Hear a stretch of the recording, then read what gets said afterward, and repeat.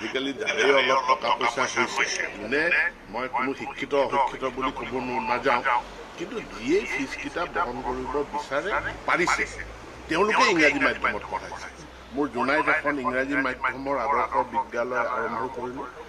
তাত আসন আছিলে 100টা। মোৰ আবেদন আহিছে 2000। এতিয়া 2019 ছাত্ৰ ছাত্ৰীক 1900 প্ৰাৰ্থীক আমি আসন দিব নোৱাৰিম। তেওঁলোকৰ কাৰণে চৰকাৰৰ দায়বদ্ধতা আছে, চৰকাৰৰ ভিতৰত তেওঁলোকে বিচাৰিছে।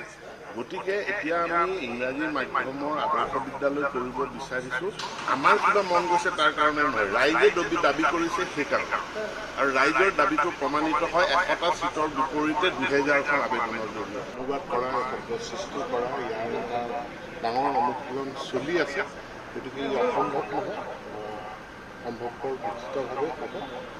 কিন্তু এই ক্ষেত্ৰত মুখ্য ওপৰৰ কৰ্তৃত্বই সিদ্ধান্ত গ্ৰহণ কৰিব। মোৰ হাতত ইমান তথ্য নাই।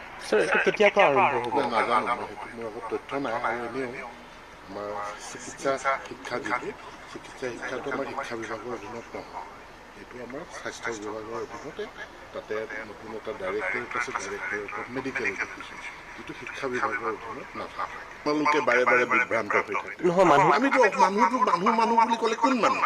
আমিতো অসমীয়া মাধ্যমৰ বিদ্যালয় বন্ধ কৰিব খোজা নাই, অসমীয়া মাধ্যমক আমিতো প্ৰত্যাহাৰ কৰিব খোজা নাই, অসমীয়া মাধ্যমক আৰু শক্তিশালী কৰিব বিচাৰিছিলোঁ।